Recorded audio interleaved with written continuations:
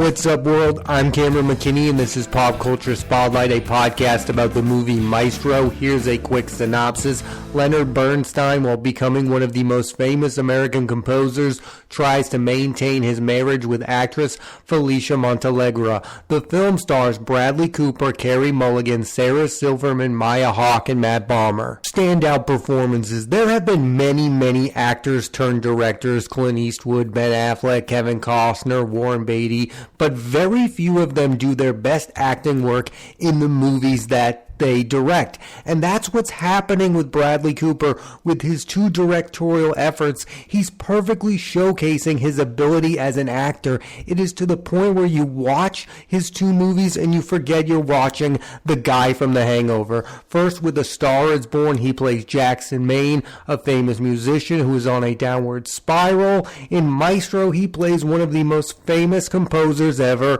Leonard Bernstein. And what impressed me the most by these two performances is what Bradley Cooper is doing to change his voice. In A Star Is Born, you find out by the end of the movie, he's trying to sound like his brother, played by Sam Elliott. Well, with this, he's playing a real-life person, and I know people were fixated with how he looked in Maestro, but I was more impressed with how he sounded. I never could have imagined Bradley Cooper becoming not just a great movie star, but such a chameleon. But with the last two movies he's directed, he's really shown how lost he gets in his roles, and I mean that is the biggest compliment possible. I love Bradley Cooper in Silver's Lining Playbook and American Hustle, but he's just taking his acting to the next level while also becoming one of our great directors. Cooper will next star and direct in Is This Thing On with Will Arnett, and will star in Steven Spielberg's next film as Frank Bullitt, the character made famous by Steve McQueen. Since her breakout role in An Education, Carrie Mulligan has been one of our great actresses. I love her work in Drive and Inside Llewyn Davis. I feel as though recently she's taking her acting to the next level with Paul Dano's Wildlife, a movie that needs to be seen by more people, and Emerald Fennell's Promising Young Woman, a performance that many, including myself, believe should have gotten an Oscar. When in Maestro, she plays Felicia, who falls in love with Leonard Bernstein, but then later on in their marriage becomes wary of his lifestyle and his razor-sharp focus on his musical career. Mulligan has gotten to a point in her career where every time she appears in a movie in a starring role, we are asking the question, is this the best performance of her career? We were asking the same question last year with She Said, a film that weirdly got shut out of the Oscars last season. I mean, for an actor to be on that level, for every performance, we are asking, is this their best work? That's rarefied air. That's up there with Meryl Streep. That's where Carrie Mulligan is approaching. Mulligan's next film is Spaceman with Adam Sandler. On paper, Bradley Cooper's two movies as a director are vastly different,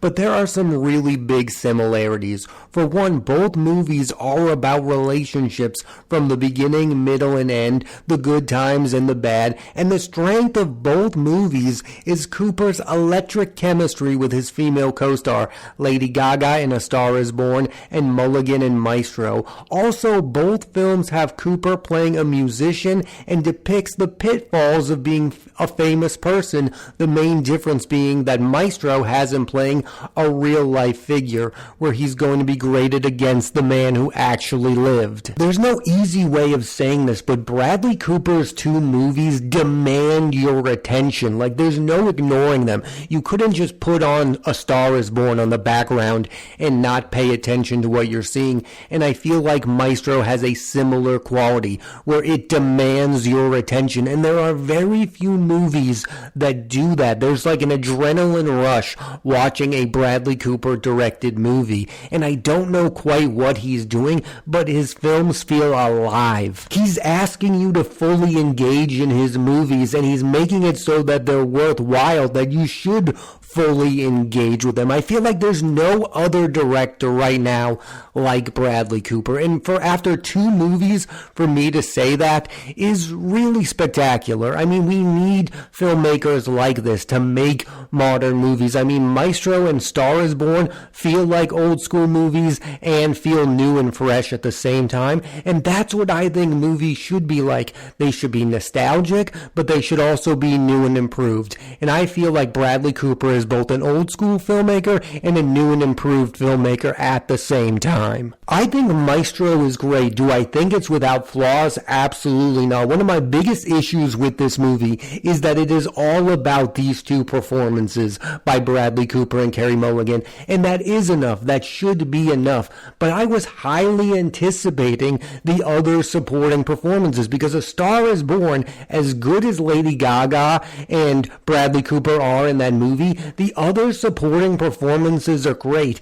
Dave Chappelle has a great moment in A Star is Born. Sam Elliott gives a career best turn. Maestro just doesn't have those same great supporting performances. I think Matt Bomer is very good. He's underused in the movie. Maya Hawke has a really good scene or two. I feel like when I was highly anticipating this movie, Jeremy Strong from Succession was going to be in the cast, and then for whatever reason, he ended up not being in the movie. And I do wonder what that version of the movie would have been, what character Jeremy Strong would have played. I mean, yes, I want to see the actor from Succession paired with Carrie Mulligan and Bradley Cooper. I think this movie needed another really good to great performance. And I know what other people have said the issues with the movie are. I've heard the whole, you can watch this movie and you don't really learn anything about Leonard Bernstein's career. That's clearly not what Bradley Cooper was going for.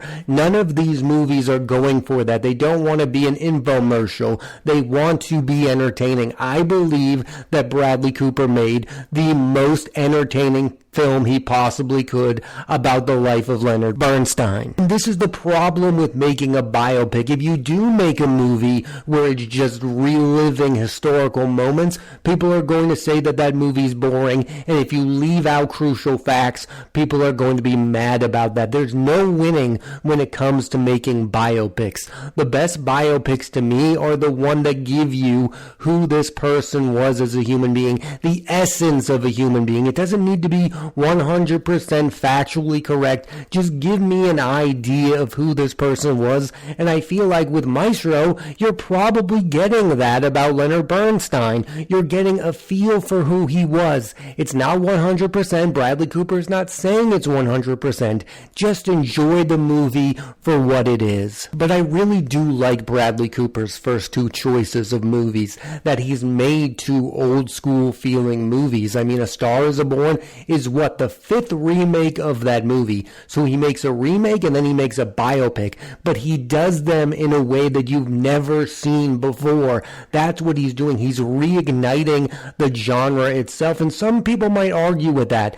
I wouldn't. I think Maestro feels completely different than a bland biopic. Yes, years span, but he's not giving you stupid little details. He has a purpose. There is intention behind every scene. There's an arc.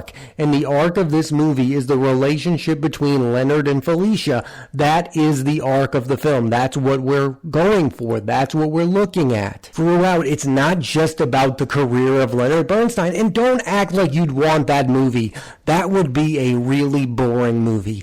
I wanted a movie about the human being, and that's what Bradley Cooper delivered on. A movie about the human being, Leonard Bernstein. Something I've noticed in 2023 is the trend of movies mixing black and white and color. You see it in Christopher Nolan's Oppenheimer, Wes Anderson's Asteroid City, and Cooper's Maestro. And what I like about this tactic is it helps the viewer differentiate the timeline in a movie like Maestro. It also has to be said, the black and white sequences in Maestro are magnificent, and I would say is part because of how brilliant Cooper is as the younger Bernstein. He brings unlimited energy to the part of that movie, which I do believe is superior to the second half. Cooper personifies somebody with endless amounts of ambition. He makes you believe that he can do everything that Leonard Bernstein ended up doing throughout his career. He made you believe he was that person. That's what I'm talking about. Sometimes you watch a biopic and you're like, this person could never be that person because they're not as good as that person. That's not the case with Bradley Cooper, especially in the beginning of the film when he's the younger Leonard Bernstein, you believe that this person has unlimited potential. I also just feel like that part of the movie is just more ambitious. Like that part of the film is just really going for it, whereas the second half of the movie becomes a more straightforward drama. Oscar chances. We all know that Bradley Cooper has been nominated for numerous Oscars and has yet to bring home a trophy, and I don't know if that's going to change this year. The Best Actor category is stacked. I think both Cillian Murphy and Paul Giamatti have a better chance of winning than Bradley Cooper, and it will be interesting to see if he even gets a nomination for Best Director, because that category has the likes of Christopher Nolan, Yorgos Lanthimos, Greta Gerwig, and Alexander Payne. I could see Bradley Cooper being shut out of Best Director. He is going to get nominated for Best Actor, but I don't see him taking home the trophy. And I know people call Bradley Cooper a tryhard who really wants an Oscar. I agree with you. Bradley Cooper really wants an Oscar, but why shouldn't he? People like me talk about the Oscars all the time. You follow the Oscars. We all know Oscar winners like Gene Hackman, Jack Nicholson. That's the biggest thing those people have ever done, is win an Oscar. Why shouldn't Bradley Cooper want an Oscar? He should already have one by now. I think he should have won for Best Actor for A Star Is Born. He probably should have won for Best Director for A Star Is Born. If anyone in Hollywood deserves an Oscar, for me, it would be Bradley Cooper. His time is here. He's been so consistent for so long. He's doing his best work as an actor and a director. Somebody give Bradley Cooper a trophy. And I've heard ridiculous nonsense like, let's give him an Oscar so he can go and make The Hangover 4. I don't want Bradley Cooper to make The Hangover Part 4. I want Bradley Cooper to make movies like A Star Is Born and like Maestro, because I believe in the next 20 years, he's going to be the best director we have going. I want him to continue to make challenging films that feel like old classics, but with a new twist. That's what he's doing with these two movies, and I would like that to continue. For me to want him to go back to the Hangover days, I enjoyed him in Hangover. I enjoyed him in Wedding Crashers. I can watch those movies whenever I want. I want him to make Maestro, not The Hangover Part 4. I don't know how I would feel if Carrie Mulligan wins an Oscar for this performance. I think she's brilliant in the movie. I haven't seen Poor Things with Emma Stone. I have seen Killers of the Flower Moon. I have seen Lily Gladstone. I mean, I just don't know what performance I believe should win Best Actress. Would I be mad if Carrie Mulligan wins this Oscar? No. But I would be upset that she didn't end up winning for Promising Young Woman, which is a better performance. I'm sorry, she's great in Maestro, but I felt like Promising Young Woman was the best performance of 2020, and it didn't get her a trophy. So I don't understand not giving her one for that, but giving her one for this. And I know the thought process that Maestro is a more traditional Oscar-friendly movie, but Carrie Mulligan was nominated for Promising Young Woman. All you had to do was give her the trophy. I hope I'm wrong about this, but Maestro feels like it could be this year's version of The Irishman, a movie that gets like 10 to 15 Oscar nominations with 0 wins. I would love for Bradley Cooper to win Best Director. I mean, I believe that it should go to Christopher Nolan, but if Bradley Cooper got the trophy, I wouldn't say they were wrong about it. He's so good as a filmmaker, and this is only his second movie. He's only going to get better and better. If he won Best Actor, I would be upset about that because, again, I think Cillian Murphy is better in Oppenheimer, but I just want Bradley Cooper to win the trophy because I think he deserves something for his efforts for this movie. And the fear for Bradley Cooper right now is, what are they going to give him an Oscar for? Because we all know down the line, if he doesn't win it for Maestro, they're going to give it to him for something. And my fear is that that something isn't going to be worthwhile. Fine, he made A Star Is Born. He was a first-time director. You didn't give him an Oscar. Now he comes back with Maestro, an equally good movie. Maybe you're not going to give it to him for that. If you end up giving it to him for something that's not of that quality, I'm going to be upset about it. It's like Al Pacino winning for A Scent of a Woman, a movie that's not even a top 10 Al Pacino movie. That's my fear for Bradley Cooper, that he ends up winning an acting Oscar or a directing Oscar for something that's not worthy of him. And down the line, you could have that exact same fear about Carrie Mulligan, if not now, when the Oscars have a history of giving actors awards for the wrong movies, and I don't want that to be the case for either Bradley Cooper or Carrie Mulligan. They are at the top of their powers. At some point soon, the Oscars need to give them the trophy. There's no way that Maestro ends up winning Best Picture, but it is going to get a nomination. It's too good not to. Now that they're nominating 10 movies, you can't tell me that Maestro is not a top 10 movie of 2023. It's not going to win Best Picture. I believe it's going to end up being Oppenheimer or Killers of the Flower Moon. Those are the two movies competing for Best Picture. Maestro will be in the conversation, but it isn't going to land the award. I think it's worth noting that two producers on Maestro are two of the greatest directors of all time. Steven Spielberg, who was originally going to direct Maestro and wanted Bradley Cooper to star, and Martin Scorsese is a producer on Maestro as well. Those are two of the best directors working with Bradley Cooper. If that doesn't show you Cooper is on the path to being one of our great directors, nothing will, because two of our greatest directors of all time believe in this guy. Overall, what I like most about Maestro is it is unpredictable. Even though it's about a real person, you could never have guessed that this would have been Bradley Cooper's follow-up to A Star is Born. And I felt the exact same way about A Star is Born.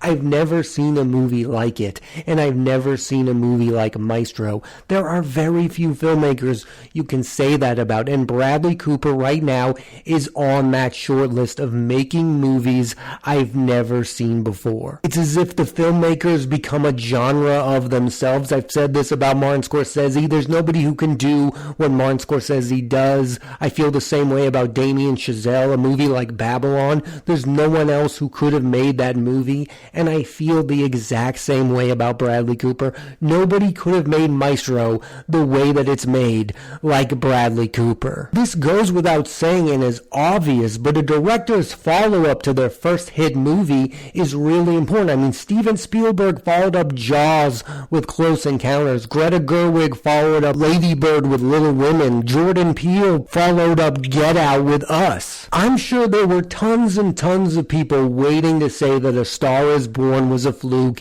and Bradley Cooper is not the real deal. It's what's happening with Emerald Fennell. Saltburn is a movie I liked, but it's not as good as Promising Young Woman, and people are calling her out on that. The follow-up to a big movie is a big deal, and Bradley Cooper could not have landed this plane any better, because Maestro is on that same level as A Star is Born. Do I believe that A Star is Born is a better movie? Absolutely, but Maestro is not far behind. It has the two leading performances from Bradley Cooper and Carrie Mulligan. It has that electric chemistry. It has that unpredictability, and like I said earlier, it demands your attention. There's no way you could just have Maestro on in the background and ignore it. Now, the main difference between A Star is Born and Maestro is A Star is Born was in movie theaters. It made a boatload of money, so I have no idea what the cultural reaction to Maestro really is. I have no idea how many people have seen this movie.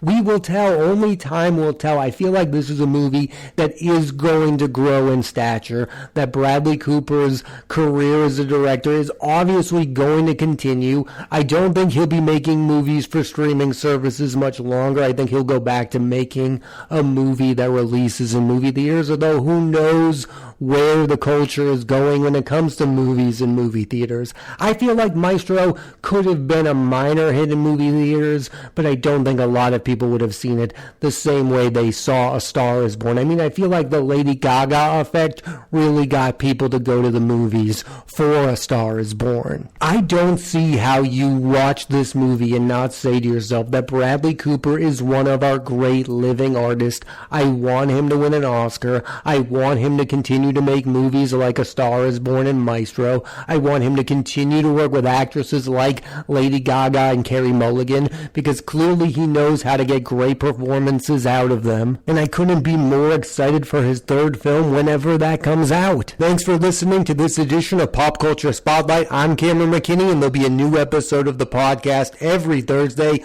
on Apple Podcasts and Spotify. I highly recommend you check out the movie Maestro. Next week on the podcast, I'm talking about the movie The Iron Claw from writer-director Sean Durkin, starring Zac Efron. So tune into that, and please rate, review, and subscribe.